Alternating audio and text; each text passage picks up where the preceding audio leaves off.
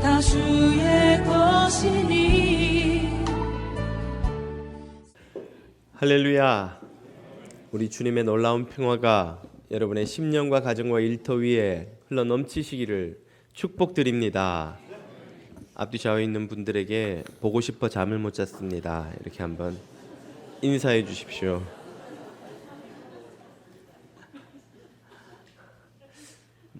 목사님 잠 잘 자고 왔는데요. 저는 오늘 밤에 못 주무실 겁니다. 지난 2004년에 한국의 전북 익산 경찰서에 40대의 조 모 씨가 자수를 하러 나타났습니다. 그의 말은 21년 전에 그가 그의 큰형을 살해했다는 것이었습니다.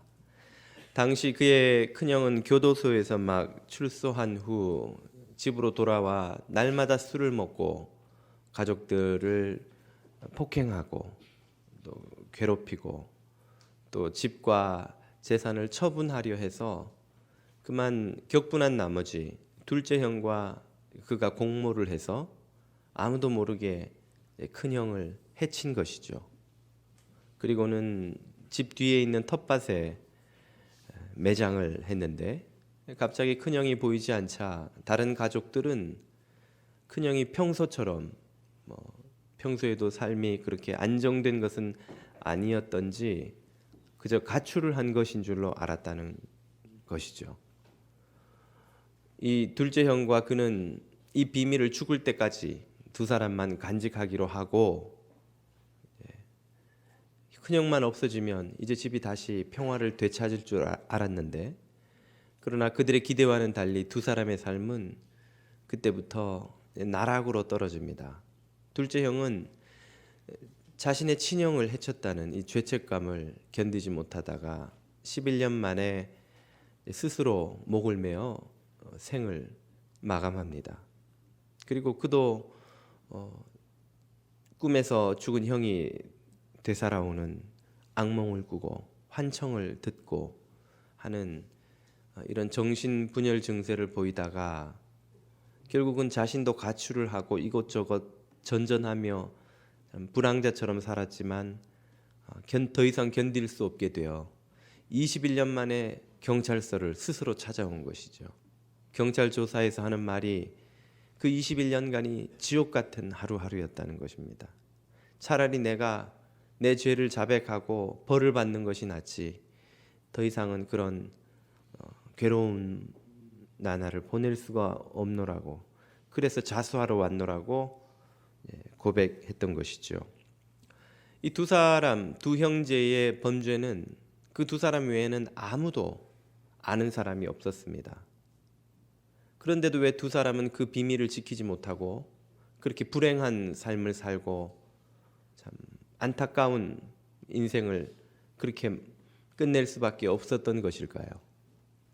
그것은 세상 아무도 모르는 죄이지만 그들 뒤를 끝까지 쫓아오는 추격자가 있었기 때문입니다. 도저히 떨쳐버릴래야 떨쳐버릴 수 없는 그 추격자는 바로 죄책감이라는 추격자입니다. 이 이야기의 주인공들처럼 그렇게 극적인 방식은 아니지만 우리도 사실은 다 이런저런 죄를 짓고 그 죄에 대한 죄책감을 안고 살아가는 존재입니다. 각 사람의 영혼의 민감도에 따라서 어떤 이들은 그 죄책감을 크게 느끼고 어떤 이들은 같은 죄에도 크게 느끼지 않을 수는 있지만 그것은 그 느낌의 크기가 다르다는 것이지 그들이 쫓겨 다닌다는 사실, 그들의 뒤를 이 죄책이 쫓아온다는 사실은 다른 바 없는 것이죠. 이 무식 속에서 쫓아오는 추격자 때문에 우리는 평안과 안식을 누리지 못합니다. 우리가 하나님을 생각할 때에 마음의 기쁨과 평안이 넘칠 수도 있고 하나님께 예배하러 오는데 마음의 무거움과 왠지 모를 꺼리낌이 있을 수도 있습니다. 만약 후자라면 우리 속에도 해결되지 않는 죄책감이 우리를 따라다니고 있다는 것을 우리는 확인할 수 있는 것이죠. 이 죄책감 때문에 우리는 참된 안식과 평화를 누리지 못합니다. 우리가 사람을 만날 때에 어떤 이들은 만나면 반갑고 기쁘고 빨리 그 만남에 달려가고 싶고 만나서 이야기를 하고 싶은 이가 있는가 하면, 또 어떤 만남은 할 수 있다면 피하고 싶고 우연히 그 사람을 만나도 웃으면서 그 얼굴을 똑바로 마주보기가 힘든 그런 사람이 있을 수 있죠. 후자의 경우는 뭔가 마음에 꺼리 끼는 것이 있기 때문입니다. 그 사람을 내가 싫어하든지 미워하든지, 혹은 그 사람에게 무슨 상처를 받거나 고통을 받았든지, 그 사람에게 지금 빚이 있든지, 사람을 대할 때도 마음에 걸림이 있으면 편치 않은 것처럼 우리가 하나님을 만날 때 무엇인가 마음에 불편함이 남아있다면 그건 하나님 앞에 아직 해결해야 될 짐이 있다는 것이죠. 죄책이 남아있다는 것이죠. 이 죄책은 우리들의 안식과 평안을 빼앗아갑니다. 어떻게 하면 우리는 이 죄책감의 끈질긴 추격으로부터 벗어나서 참된 안식과 평화를 누릴 수 있는 것일까요? 우리는 그 답을 이 21년 동안 지옥 같은 삶을 살았던 이 사람보다도 더 오랫동안, 무려 22년 동안이나 그 죄책감에 쫓겨다니며 살았던 이 사람들을 통해서 배울 수 있습니다. 그들은 바로 본문에 등장하는 요셉의 형들이죠.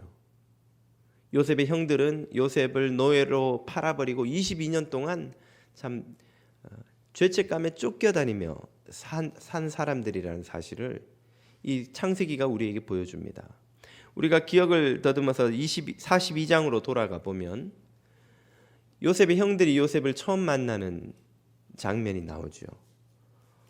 그들은 영문도 모른 채 이집트의 총리로부터 정탐꾼으로 몰려서 큰 곤경에 처합니다. 그러자 아무도 묻지 않았는데 그들은 너나 할 것 없이 22년 전에 그 사건을 떠올리는 것이죠. 21절 이하를 보십시오. 그들이 서로 말하되 우리가 아우의 일로 범죄하였도다. 그가 우리에게 애걸할 때에 그 마음의 괴로움을 보고도 듣지 아니하였으므로 이 괴로움이 우리에게 임하도다. 르우벤이 그들에게 대답하여 이르되 내가 너희에게 그 아이에 대하여 죄를 짓지 말라고 하지 아니하였더냐. 그래도 너희가 듣지 아니하였느니라. 그러므로 그의 핏값을 치르게 되었도다 하니. 적어도 표면적으로 볼 때 22년 전에 그들이 동생을 팔아버린 사건과 22년 후에 이 이집트에 와서 뜬금없이 이유도 모른 채 정탐꾼으로 몰려 공경에 처한 이 두 사건 사이에는 아무런 상관관계가 없습니다. 누가 그 22년 전 일 때문에 너희가 이 일을 겪는 거야 라고 추궁하는 사람도 없습니다. 그리고 그 일은 2달 전도 아니고 2년 전도 아니고 22년 전 일이에요. 그런데도 너나 할 것 없이 한결같이 그 10명의 형들이 다 무엇을 떠올립니까? 22년 전에 그 사건을 떠올리는 거예요. 그때 우리가 저지른 죄의 값을 지금 여기서 치르는구나. 그 말은 이 22년 동안 그들이 항상 이 사건에 대한 책임을 지며 느끼며 죄책감에 시달려 살아왔다는 것을 의미하는 것이죠. 그들에게 이해할 수 없는 불운한 일이 생길 때마다 이것이 그때 그 죄 때문이 아니었던가 하는 죄책감을 그들은 지고 괴로워하며 살아왔다는 것입니다. 그 죄책감이 그들의 마음속에서 늘 부르짖는 소리가 이것입니다. 로마서 6장 23절이죠. 죄의 싹은 사망이요. 너희들이 저지른 그 죄, 그 대가를 너희들은 아직 치르지 않았잖아. 그걸 치르게 될 거야. 그 죄 때문에 너희는 망할 거야. 그 죄 때문에 너희는 심판받을 거고, 그 죄 때문에 너희는 행복할 수 없고, 그 죄 때문에 너희가 누리는 복이 있다 해도 오래 가지 못해. 너희는 그 죄값을 반드시 치르게 되고야 말 것이야. 항상 죄책감이 그들의 마음속에 이 소리를 외치고 있는 거예요. 그래서 어려운 일을 겪을 때마다 그 생각이 떠오르는 거죠. 그때 우리가 저지른 죄가 지금 여기서 대가를 치르는 것이구나. 결코 행복할 수 없는 것입니다. 안식을 누리지 못하는 거예요. 평화가 그들 마음속에 없는 것이죠. 어떻게 그들은 이 죄책감의 추격으로부터 벗어나 참된 평화와 안식을 누릴 수 있는 것일까요? 우리는 본문을 많이 건너뛰어서 창세기 50장을 오늘 읽었습니다. 야곱의 아들들, 요셉의 형들이 이집트에 정착한 지 17년이 지난 시점인데요. 130세에 이집트로 아들들과 함께 이주했던 야곱이 이제 147세가 되어서 세상을 떠난 직후입니다. 17년이 그 후로도 지났다는 이야기죠. 그때에 그 아들들, 야곱이 죽자 그 야곱의 아들들이 보이는 반응을 보십시오. 오늘 본문 15절입니다. 요셉의 형제들이 야곱의 아들들이죠. 그들의 아버지 야곱이 죽었음을 보고 말하되 요셉이 혹시 우리를 미워하여 그동안은 우리 아버지 야곱 때문에 우리를 미워하고 있었지만 복수하지 못했는데 이제 아버지가 죽었으니 우리가 그에게 행한 모든 악을 꺼리낌 없이 다 갚지나 아니할까 하고 두려워하는 것이죠. 아버지가 죽었으니 이제 요셉이 복수할지도 몰라. 16절 요셉에게 말을 전하여 이르되 당신의 아버지가 돌아가시기 전에 명령하여 이르시기를 너희는 이같이 요셉에게 이르라. 내 형들이 내게 악을 행하였을지라도 이제 바라건대 그들의 허물과 죄를 용서하라 하셨나니 당신 아버지의 하나님의 종들인 우리 죄를 이제 용서하소서 하매. 이 요셉의 형들은 아버지의 말을 인용해서 실제로 그 아버지가 그런 말을 했는지 요셉은 듣지도 못했죠. 다른 형제들이 아버지한테 그런 말을 들었다는 거예요. 아버지가 당신 요셉에게 우리에게 복수하지 말라고 신신당부를 하셨습니다. 그러니 그 말을 듣고 우리한테 제발 복수하지 말아 주십시오. 지금 형들은 무엇을 깨닫고 있습니까? 형들은 17년 전에 그들이 처음 요셉 앞에 섰을 때에 느꼈던 것보다 더욱더 분명한 그들의 죄와 그 심판의 상관관계를 지금 알고 있는 거예요. 17년 전만 해도 그들은 정탐꾼으로 몰리면서 도대체 왜 이런 일이 일어나는지 분명히 알지 못했고 막연히 22년 전에 저지른 그 잘못에 대한 대가를 우리가 치르고 있나 보다 그렇게 생각을 했던 것이죠. 그러나 적어도 창세기 50장에 이르는 이 시점에 오면 그 자신들을 정탐꾼으로 몰았던 이집트 총리가 누구라는 것을 분명히 압니까? 자기들이 팔아버렸던 그 동생 요셉이라는 걸 알잖아요. 그러니까 그 자신들이 팔았던 요셉에게서 자신들이 복수를 당하지 않을까 두려워하고 있는 거예요. 이제 더 분명히 자신들의 죄와 심판의 상관관계를 이해하게 된 것이죠. 우리가 하나님을 알면 알수록 바뀌는 것이 무엇입니까? 우리가 겪는 모든 곤경의 뿌리에는 우리 자신과 우리 세대와 인류가 지금껏 쌓아온 죄의 누적된 그 원인이 거기에 있다는 것을 알게 되는 거예요. 우리가 하나님을 모를 때는 그래 내가 성인은 아니지. 하지만 내가 살인을 했어. 무슨 큰 사기꾼이야. 무슨 도둑질을 했어. 그래 나도 죄인은 맞지만 세상에 나만큼 거짓말 안 하고 이 정도 비즈니스 하면서 안 속이고 사는 사람이 있으면 나와보라고 그래. 그 정도도 안 하고 어떻게 비즈니스 하는지 할 수 있는 사람 나와보라고 그래. 죄인인 것은 인정하지만 그 죄의 심각성을 우리는 잘 모릅니다. 그러나 하나님을 알면 알수록 우리가 더 깨닫게 되는 것은 무엇입니까? 이 세상에 있는 모든 곤경이 모든 문제가 다 우리가 뿌린 죄의 결과라는 사실을 알게 되는 거예요. 그러면서 우리 자신이 얼마나 무서운 죄 속에 살아가는지를 깨닫게 되는 거예요. 아니 커피 한 잔 마시고 플라스틱 컵 버리는 게 무슨 상관이야? 그게 무슨 문제가 되나? 그렇게 버린 플라스틱 컵이 모여서 저 바다를 어마어마한 양의 플라스틱 쓰레기로 뒤덮고 있고 그것이 우리의 자녀들과 다음 세대에 어떤 재앙으로 돌아올지 아무도 모르는 거예요. 그때 우리 자녀들이 겪게 될 온갖 호르몬 문제, 환경 파괴 문제, 지금은 그 실체도 모르는 질병의 문제를 겪을 때에 그것이 어느 날 하늘에서 뚝 떨어진 게 아니라는 것을 우리는 이제는 아는 것이죠.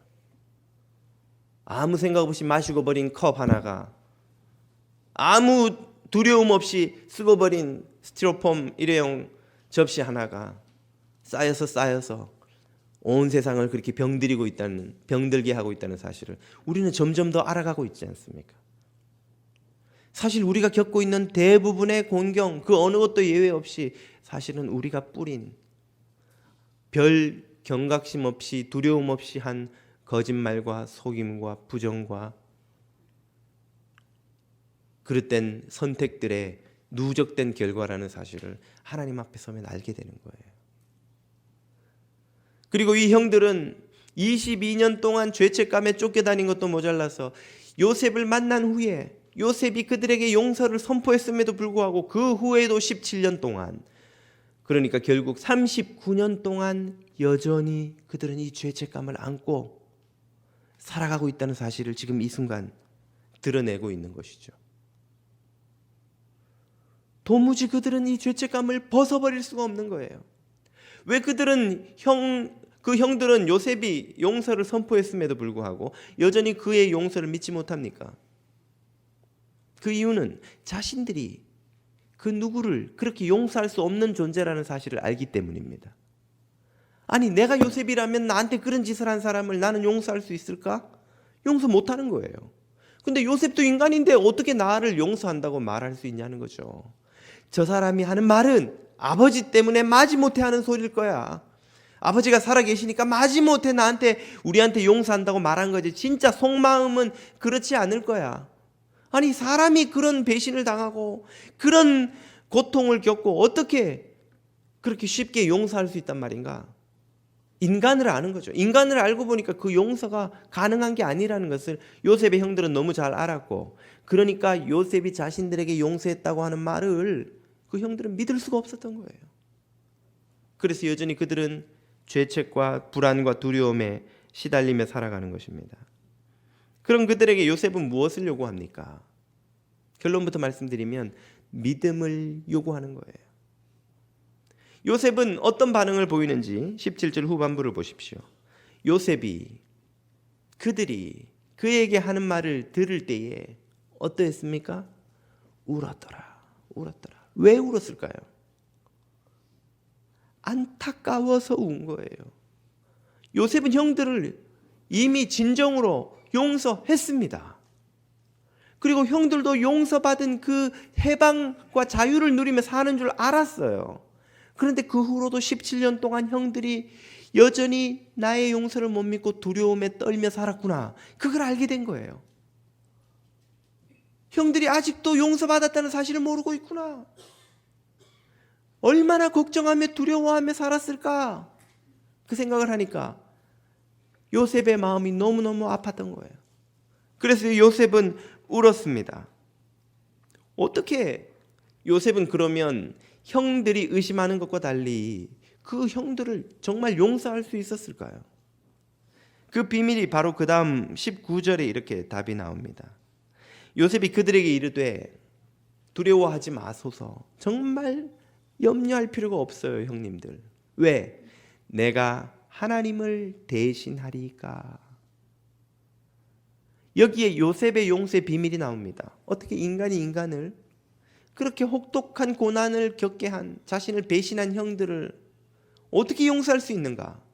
하나님이 하신 용서를 요셉은 받아들인 거예요. 하나님께서 형들을 용서하셨기 때문에 그 용서하신 하나님을 밀어내고 내가 그 자리에 앉아서 하나님 대신 심판을, 복수를 행할까요? 그럴 수 없었던 거예요.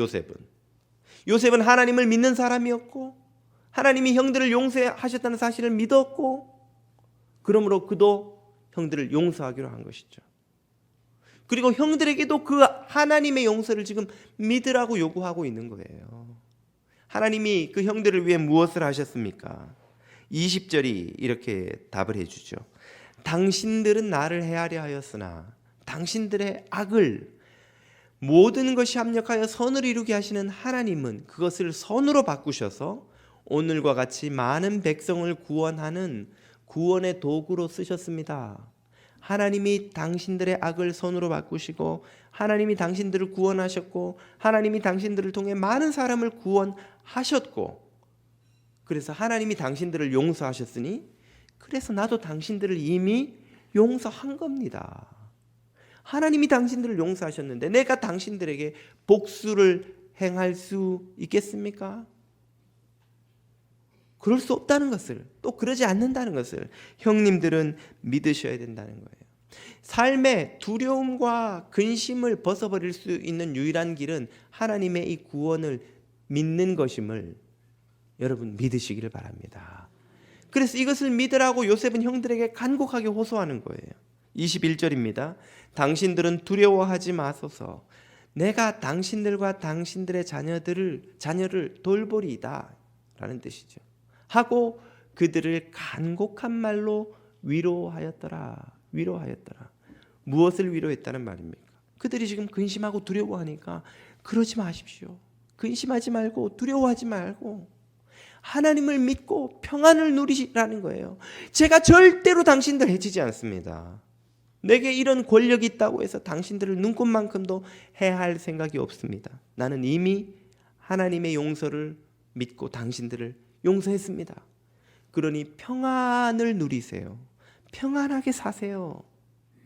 라고 형들에게 하나님의 구원을 믿을 것을 요구하고 있는 것입니다.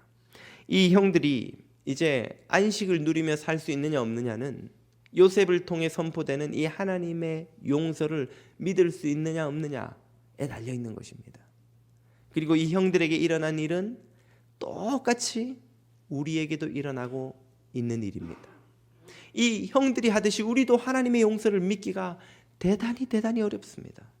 왜입니까? 우리들의 죄를 알고 보면 이런 죄를 어떻게 아무것도 없이 거저 용서해 주냐는 거예요. 이 죄의 무거운 짐을 벗기 위해서, 죄책감을 벗기 위해서, 그래서 우리는 하나님 앞에 뭐라도 선을 행하든지 율법을 행하든지 계명을 지키든지 해서 하나님 앞에 용서받을 수 있는 존재로 인정받아야 한다고 하는 종교들의 이야기를 듣습니다. 그래서 뭔가를 해야 될 것 같아요. 하나님 앞에 나가 인정을 받으려면, 용서를 받으려면, 죄책을 벗으려면 뭐를 해야 될 것 같아요. 또 세상은 우리에게 이 죄책감을 벗어버릴 수 있는 여러 가지 처방전을 제시합니다. 무시해. 그런 거 신경 쓰지 마. 그런 이야기 듣지 마. 외면해버리면 못 느껴. 혹은 그건 죄가 아니야. 그건 신경증이야. 강박관념이야. 그걸 죄라고 생각하니까 자꾸 죄책감을 느끼는 거지. 죄라고 생각 안 하면 죄책감도 안 느껴. 오늘날 많은 소위 학자들, 지도자들, 영적 지도자들이란 이들이 그런 가르침을 가르치죠. 혹은 하나님은 없어. 그게 혹시 뭐 잘못일 수도 있다 치자. 하지만 그걸 심판하실 하나님이란 존재가 이 세상에 없어. 그러니 심판을 걱정할 필요가 없어. 죄책감을 느낄 필요가 없어. 라고 가르치기도 하죠. 이 모든 가르침은 우리 안에 있는 썩어가는 암덩어리를 그저 내버려 둔 채 마취 주사를 계속 놔주는 거예요. 자, 안 아프다고 생각해. 이 마취 주사를 맞으면 며칠 동안 통증을 못 느낄 거야. 너는 아프지 않아. 너는 괜찮은 거야. 네 안에는 암이 없어. 자, 마취 주사 좀 더 맞아. 계속해서 마취 주사를 놔주는 거예요. 당장은 통증이 없어지지만 우리 안에 썩어가는 암덩어리는 점점 더 우리의 생명을 갉아먹고 있는 것이죠. 이것은 마치 사냥꾼이 두려워서 굴에다가 머리를 박고 숨는 꿩과 같은 방식입니다. 꿩이 머리를 놓고 사냥꾼을 안 보면 사냥꾼이 눈에 안 보이니까 사냥꾼이 없는 줄로 아는 거예요. 그러면 사냥꾼이 없어지는 것인가요? 오히려 사냥꾼 눈에 꿩은 더 잘 보이죠. 이놈이 머리도 안 보이고 덩치만 있다만하게 머리를 뒤밀고 있으면. 사냥꾼을 안 보면 사냥꾼이 없어지는 줄 아는 꿩이나 죄를 부인하고 하나님을 부인하면 죄에 대한 심판도 함께 사라지리라고 믿는 우리들의 헛된 생각이나 다를 바가 아무것도 없는 것입니다. 이 모든 처방전은 아무 효과가 없는 거예요. 진통제 외의 효과 외에는 아무것도 없는 거예요. 주님은 이런 식으로 우리의 죄책과 죄책감이 해결될 수 없다는 사실을 너무나 잘 아시고 우리에게 참된 해결의 방법을 제시해 주십니다. 이사야서 53장 6절을 보십시오. 형들은 나를 헤아려 하였으나 하나님은 그것을 선으로 바꾸신 것처럼 우리는 다 양 같아서 그릇 행하여 각기 제 길로 갔으나 여호와께서는 우리 모두의 죄악을 그리스도에게 담당시키셨습니다. 아멘. 하나님이 요셉의 형들에게 행한 일을 우리에게도 똑같이 행하고 계시는 거예요. 우리는 각기 다 양 같아서 그릇 행하여 제 길로 멋대로 가고 자기 멋대로 살았지만 그렇게 살면서 저지르는 모든 죄를 여호와께서는 우리 모두의 죄악을 그리스도에게 다 넘겨서 담당시키셨어요. 주님은 우리에게 진통죄를 놔주지 않으세요. 당장 안 아픈 달콤한 이야기를 해주지 않으세요.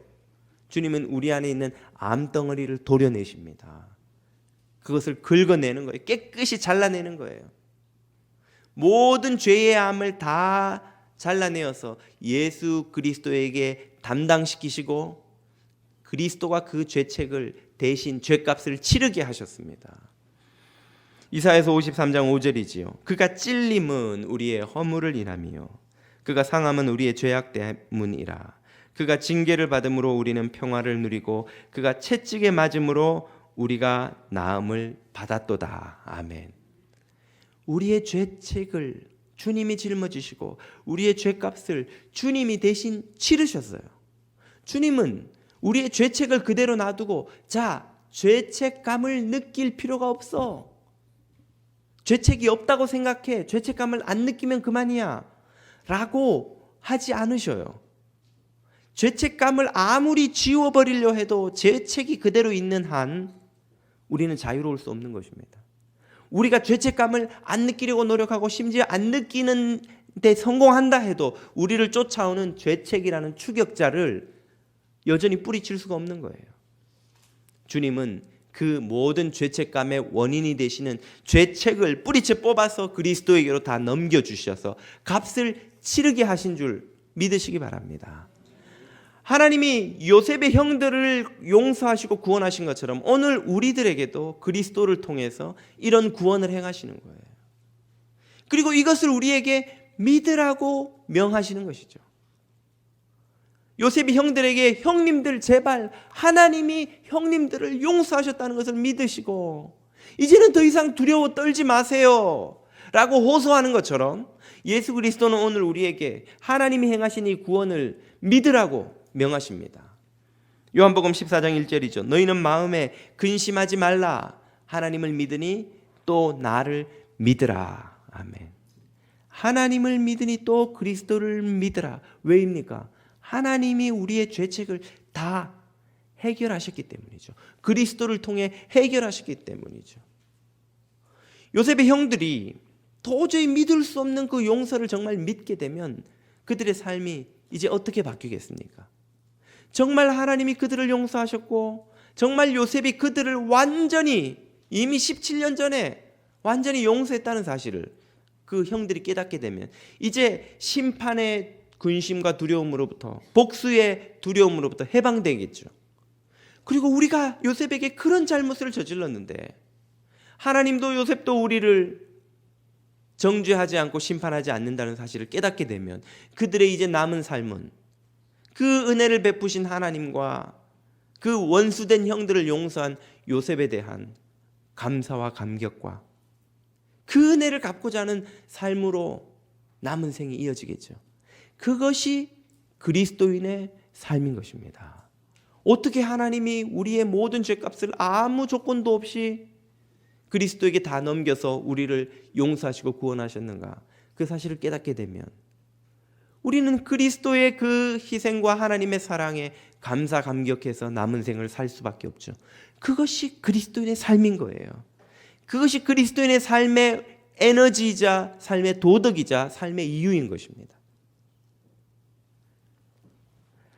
주님은 우리에게 모든 죄책감의 추격자를 다 떨쳐버리고 우리의 죄책을 완전히 짊어지신 예수 그리스도의 십자가를 믿고 참된 안식과 평화를 누리라고 말씀하십니다.